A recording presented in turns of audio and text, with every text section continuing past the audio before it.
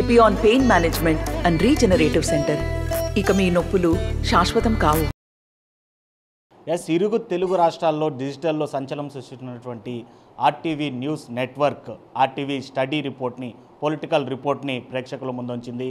ఈ దఫా 2024 ఆంధ్రప్రదేశ్ ముఖ్యమంత్రి కూటమి సంబంధించి చంద్రబాబు నాయుడే అని చెప్పి తేల్చి చెప్పినటువంటి పరిస్థితి. అయితే చంద్రబాబు ప్రాతినిధ్యం వహిస్తున్నటువంటి కుప్పంలో ఏ విధమైనటువంటి పరిస్థితులు ఉన్నాయి, గతంలో జరిగినటువంటి పరిస్థితులు ఏంటి, ఈ దఫా మెజారిటీ లక్ష్యంగా చెప్తున్నటువంటి చంద్రబాబు ఇక్కడ ఎలాంటి స్ట్రాటజీతో ముందుకెళ్తున్నాడు, ప్రస్తుతం కుప్పం నియోజకవర్గ TDP incharge MLC Kancharla Srikanth మనతో ఉన్నారు. సార్ నమస్తే.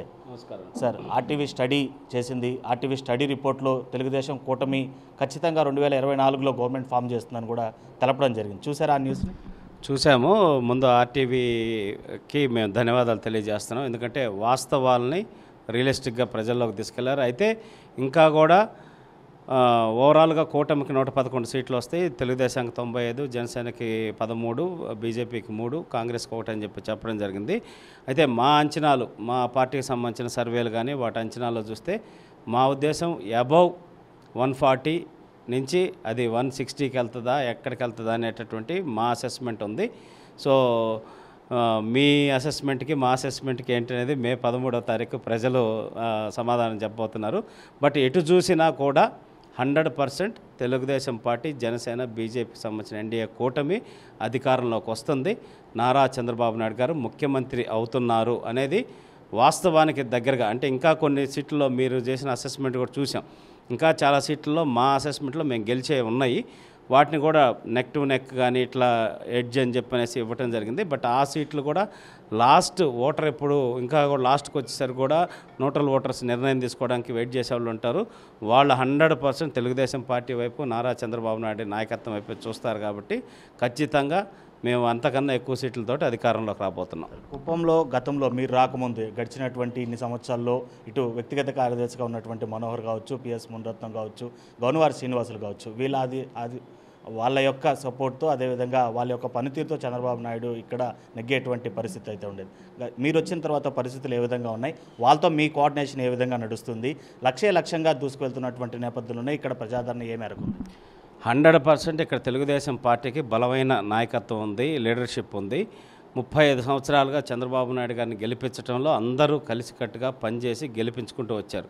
ఒక 30 సంవత్సరాలు పనిచేసిన ప్రాసెస్లో రకరకాల సమస్యలు, రకరకాల ఇవన్నీ ఉంటాయి. కాబట్టి అటువంటి వాటిని అన్నింటిని కూడా సర్దుబాటు చేస్తూ, ముఖ్యంగా చంద్రబాబు నాయుడు గారు నన్ను ఇక్కడికి ప్రోటోకాల్, ఎమ్మెల్సీగా ప్రోటోకాల్ ఉంది. ప్లస్ నేను 36 నియోజకవర్గాలకు సంబంధించిన గ్రాడ్యుయేట్ ఎమ్మెల్సీని కాబట్టి ఒక నియోజకవర్గాన్ని లోకల్ ప్రోటోకాల్ కింద ఎంచుకునే అవకాశం ఉంది. సో దాంట్లో కుప్పాన్ని ఎంచుకొని ఇక్కడ ఉండేటటువంటి క్యాడర్కి వాళ్ళకి ఒక భరోసా, డిపార్ట్మెంట్ పరంగా కావచ్చు, ప్రభుత్వ పరంగా కావచ్చు, అంటే ఒక కలెక్టర్తో మాట్లాడాలని, ఒక ఎస్పీతో మాట్లాడాలని, లోకల్గా ఎంఆర్ఓస్, ఎంపీస్, పోలీస్ డిపార్ట్మెంట్తో కోఆర్డినేట్ చేయడానికి ఒక ప్రోటోకాల్ ఉన్న వ్యక్తి ఉంటే బాగుంటుంది. ప్లస్ అందరి మధ్య సమన్వయం చేసుకొని వెళ్ళడానికి బాగుంటుందనే ఉద్దేశంతో చంద్రబాబు నాయుడు గారు నాకు ఈ బాధ్యత అప్పచెప్పడం జరిగింది. ఇంకా ఇప్పటికీ నేను వచ్చి ఆల్మోస్ట్ సంవత్సరం 20 రోజులు అవుతుంది. ఇక్కడికి ఉన్న సమస్యలన్నింటినీ, ఒక ఇంటర్నల్గా ఉన్న సమస్యలన్నింటినీ ఒక్కొక్కటి సెటరేట్ చేసుకుంటూ అందరినీ కలుపుకొని ఇప్పుడు ఒక టీం లాగా అందరం ఒక టీమ్ స్పిరిట్ తోటి ఇక్కడ పనిచేస్తూ ఉన్నాం. 100% అద్భుతమైన ఫలితాలు అనేది రాబోతున్నాయి. కుప్పం నియోజకవర్గ చరిత్రలోనే చూడనటువంటి ఫలితాలు రేపు 2024 ఎన్నికల్లో చూడబోతున్నాం. మేము ఏదైతే పెట్టుకున్నామో చంద్రబాబు నాయుడు గారికి 1,00,000 ఓట్ల మెజారిటీ అనేది, ఆ లక్ష్యాన్ని సాధించే దిశగా మొన్న నామినేషన్ కార్యక్రమానికి రమారమే 35,000 పైచలకు ప్రజలు స్వచ్ఛందంగా రావడం జరిగింది. మనం చూసాం వైఎస్ఆర్సీపీ నామినేషన్కి 8 నుంచి 10,000 అని చెప్పనేసి వాళ్ళ పార్టీ వాళ్ళు వీళ్ళే చెప్పడం జరిగింది. సో ఇక్కడే అది వాళ్ళు కర్ణాటక నుంచి, తమిళనాడు నుంచి, పొంగనూరు అన్ని నామినేషన్స్ అయిపోయిన తర్వాత లాస్ట్లో పెట్టుకున్నారు. జీడీ నెల్లూరు నుంచి ఇక్కడ నుంచి బస్సులు, కార్లు పెట్టి తీసుకొచ్చారు. కానీ ఇక్కడి నుంచి కుప్పం నియోజకవర్గ ప్రజలే స్వచ్ఛందంగా వచ్చి నారా భువనేశ్వర్ గారు వచ్చిన నామినేషన్ కార్యక్రమాన్ని దిగ్విజయం చేసి చంద్రబాబు నాయుడు గారికి వాళ్ళ సంఘీభావాన్ని తెలపడం జరిగింది. అది చూసిన తర్వాతే ఇంకా ఇక్కడ ఉన్నటువంటి వాళ్ళకు కూడా అర్థమైపోయింది. వైఎస్ఆర్సీపీ నాయకులు కంప్లీట్గా అసలు మాకు డిపాజిట్ వస్తుందా రాదనేటటువంటి భయపడేటువంటి పరిస్థితుల్లో ఈరోజు కుప్పం నియోజకవర్గంలో ఉంది. సార్, ఇప్పుడు ఒక ప్రోటోకాల్ ఎమ్మెల్సీగా మీరు ఒక గ్రాడ్యుయేట్ ఎమ్మెల్సీ, గడిచినటువంటి 5 ఏళ్లలో కూడా తెలుగుదేశం ఒకటే కంప్లైంట్ చేస్తుంది, దొంగ ఓట్లపై కావచ్చు ఎక్కడ కూడా అధికారులు స్పందించడం లేదు అనేసి. కొంతమంది అభ్యర్థులు నిజంగానే మీరు చెప్పినట్టు మీరంటే ప్రోటోకాల్ ఎమ్మెల్సీ, సో వాళ్ళు వెళ్తే సమాధానం కూడా చెప్పినటువంటి పరిస్థితి. సో మీరు ఒక ప్రోటోకాల్ ఉన్నటువంటి వ్యక్తిగా కుప్పం నియోజకవర్గంలో అలాంటి దొంగ ఓట్ల పరిస్థితి ఉంటే అధికారుల దృష్టికి తీసుకెళ్తే ఎలాంటి సమాధానాలు వస్తున్నాయి? స్టార్టింగ్లో కొన్ని చోట్ల మేము ఇష్యూస్ ఫేస్ చేసాం. అయితే దాన్ని లీగల్గా ప్రతి ఒక్కటి నేను ఎలక్షన్ కమిషన్ కంప్లైంట్ చేయటం, ఎక్కడ ఐడెంటిఫై అయితే అక్కడ 40 ఓట్లు 50 ఓట్లైనా నా లెటర్ మీద లెటర్ పెట్టి ఎలక్షన్ కమిషన్కి, ఇంకా కాంప్లికేటెడ్ ఇష్యూస్ ఉంటే చంద్రబాబు నాయుడు గారితో కూడా కంప్లైంట్ చేయించి మ్యాక్సిమం అన్నీ ఆల్మోస్ట్ నాకు తెలిసినంత వరకు ఈరోజు అన్నీ కంట్రోల్ చేసాం.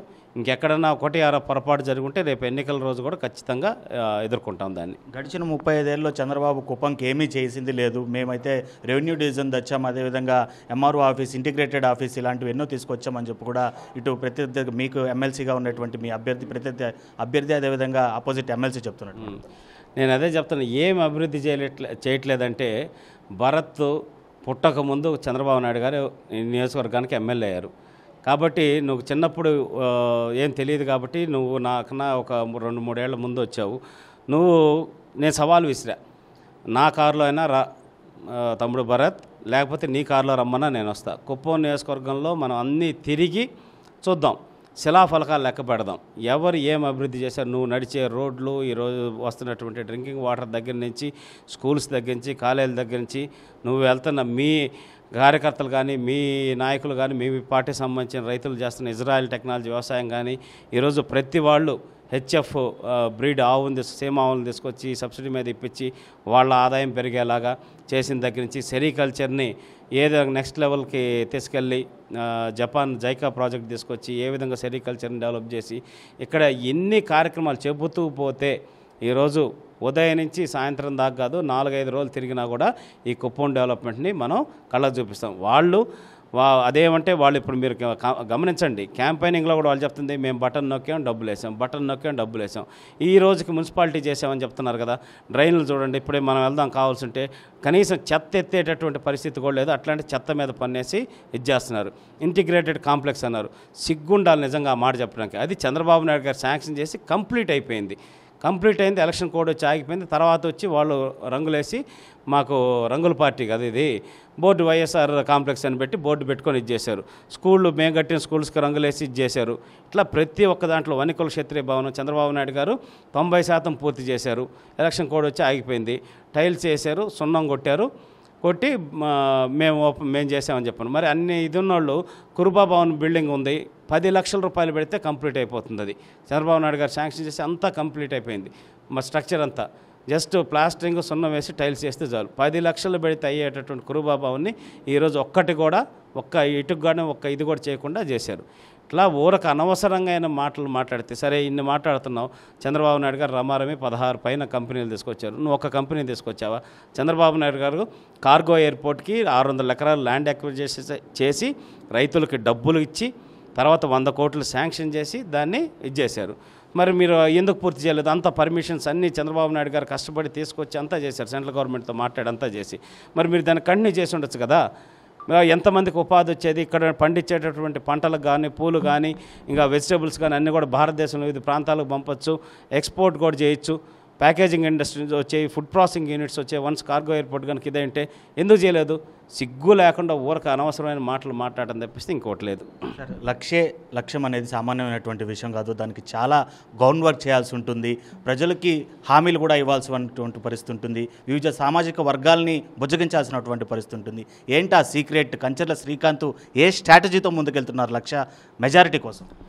ఇప్పుడు ఏదైనా కంచెల శ్రీకాంత్ ఒక్కడే ఏమీ చేయలేడు. 100% గ్రామ స్థాయి నుంచి మాకు ఒక స్ట్రక్చర్ ఉంది, బూత్ కమిటీస్ ఉన్నాయి, యూనిట్లు, క్లస్టరు, ఒక స్ట్రక్చర్ ఓటు వైజ్ ఒక స్ట్రక్చర్ని బిల్డ్ చేసుకున్నాం. మా గ్రామ పార్టీ అధ్యక్షులు తీసుకున్నాం, గ్రామ సమన్వయ కమిటీలు, మండల సమన్వయ కమిటీలు, అనుబంధ విభాగాలు, తెలుగు యువత కావచ్చు, టీఎన్ఎస్ఎఫ్ కావచ్చు, మహిళా విభాగం కావచ్చు, వీళ్ళందరినీ ఎవరికి సంబంధించిన బాధ్యతలు వాళ్ళకి అప్పచెప్పి అందరం కోఆర్డినేట్ చేసుకుంటూ కలెక్టివ్ ఎఫర్ట్స్ తోటి ఈరోజు కుప్పం నియోజకవర్గంలో 1,00,000 మెజార్టీ దిశగా మేమందరం పనిచేస్తా ఉన్నాం.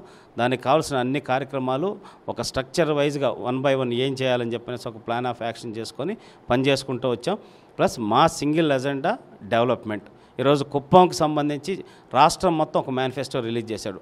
దానితో పాటు చంద్రబాబు నాయుడు గారికి కుప్పం ప్రజలన్నా ఎంత ప్రేమ ఉంది ఏందనే దానికి ఉదాహరణగా ఈరోజు కుప్పం మేనిఫెస్టో 2024ని కొత్తగా ఒక 20 పాయింట్లతో ఇవ్వడం జరిగింది. అది చూసి నిజంగా కుప్పం ప్రజలు ఆనందపడుతున్నారు. మా మీద ప్రత్యేకంగా 175 నియోజకవర్గాలు ఉంటే 174 నియోజకవర్గాలు ఏ నియోజకవర్గానికి నియోజకవర్గం మేనిఫెస్టో లేదు.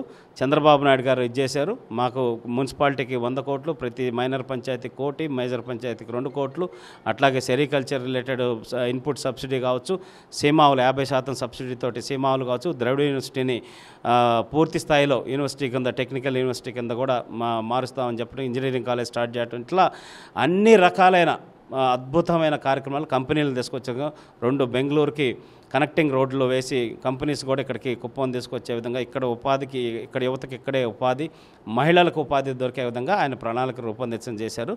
కాబట్టి ఇవన్నీ చూసి కుప్పం ప్రజలు చాలా సంతోషంగా ఉన్నారు. మనం ముఖ్యమంత్రికి ఓటేయాలి. చంద్రబాబు నాయుడు ప్రజలు ఇదే మాట్లాడుతున్నారు. ఓడిపోయే అభ్యర్థికి ఓటు వేసి మన ఓటు వృధా చేసుకోవద్దు.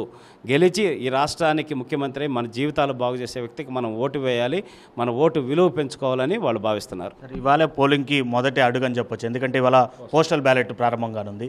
ఎన్ని పోస్టల్ బ్యాలెట్లు ఉన్నాయి కుప్పం నియోజకవర్గానికి సంబంధించి? ప్రభుత్వ ఉద్యోగులతో మీరు మాట్లాడడం కానీ వాళ్ళ యొక్క పరిస్థితులు ఏ విధంగా? రమారమి కుప్పం నియోజకవర్గంలో 1000+ మనకి ఓట్స్ ఉన్నాయి పోస్టల్ బ్యాలెట్ సంబంధించేసి. అందరితో ఎవరితో మాట్లాడినా కూడా సార్ మాకు బుద్ధి వచ్చింది, మేము అసలు నరకం చూసాం 5 సంవత్సరాలు. అంటే ప్రభుత్వ ఉద్యోగులు ఇంత హీనంగా, ఇంత నీచంగా, ఇంత టార్చర్, ఈ టీచర్స్, ప్రభుత్వ టీచర్స్ కావచ్చు, ఇతర పోలీస్ డిపార్ట్మెంట్ కావచ్చు, అంగన్వాడీ వాళ్ళు కావచ్చు, వాళ్ళందరూ కూడా మమ్మల్ని ఇంత నరకం చూపించారు. చంద్రబాబు నాయుడు గారు చిన్న డిఏలు అట్టు పెండింగ్ ఉంటేనే మేము గొడవ చేసి ధర్నాలు చేసాం. ఆఖరికి దొంగల్లాగా లుంగీలు కట్టుకొని లేకపోతే టవళ్ళు కట్టుకొని మేము వెళ్ళి విజయవాడ వెళ్ళి ధర్నాలు చేయాల్సిన పరిస్థితి. మమ్మల్ని స్టేషన్లో అరెస్ట్ చేసి అర్ధరాత్రి దిశపై బైండ్ ఓవర్లు పెట్టి ఇంత దారుణంగా చేశారు. ఈ ప్రభుత్వానికి మేము ఓటేయటం కాదు, మేము ఆల్రెడీ మోటివేట్ చేస్తాం. ఒక్కొక్కరు 50 నుంచి 60 ఓట్లు మోటివేట్ చేసి వేపిస్తామని వాళ్ళు చెప్తా ఉన్నారు. Right sir, thank you. So అది మొత్తం మీద ఆర్టీవీ ఇచ్చినటువంటి స్టడీని చాలా ఆయన గర్వపడుతూ నిజాలను దగ్గరగా చూపించినటువంటి ఆర్టీవీకి కృతజ్ఞతలు చెప్తూనే స్టడీ కంటే కూడా ఇంకా ఎక్కువ స్థానాల్లో టీడీపీ కూటమి ఇటు అధికారంలోకి రావడమే కాకుండా అత్యధిక స్థానాలతో ముందుకు వెళ్తాం. కుప్పం నియోజకవర్గంలో లక్ష్యం అని ఏదైతే మొదటి నుంచి చెప్తున్నామో ప్రజలు కూడా ఆ దిశగానే తమని ఆదరిస్తున్నారు. చంద్రబాబు ఇచ్చినటువంటి కుప్పం సపరేట్ మేనిఫెస్టో కుప్పం ప్రజల్లో లేనిటువంటి ఉత్సాహాన్ని నెలకొల్పింది. కుప్పంలోనే కాదు ఇతర నియోజకవర్గాల్లో చూస్తే ఏదైతే అధికార వైసీపీ చేసినటువంటి దాష్టికం కావచ్చు, అభివృద్ధి పేరుతో చేస్తున్నటువంటి ఓన్లీ సంక్షేమ పథకాలతో ఎవరు కూడా బాగుపడినటువంటి పరిస్థితులు లేదు. ఖచ్చితంగా రాష్ట్రంలో అధికారం మారడం ఖాయం. అది కూడా అత్యధిక మెజారిటీతోనే కుప్పం నుంచే మొదలవుతుందని చెప్పి కూడా కుప్పం నియోజకవర్గ ఇన్ఛార్జ్ ఎమ్మెల్సీ కంచెల శ్రీకాంత్ చెప్తున్నటువంటి పరిస్థితి. వీడియో జర్నలిస్ట్ అలైతే Lokesh reporting for RTV Kuppam. మరిన్ని వీడియోస్ కోసం ఛానల్ ని సబ్స్క్రైబ్ చేయండి. లేటెస్ట్ అప్డేట్స్ కోసం వాట్సాప్ ఛానల్ ని ఫాలో చేయండి. అండ్ లింక్ డిస్క్రిప్షన్ లో ఉంది.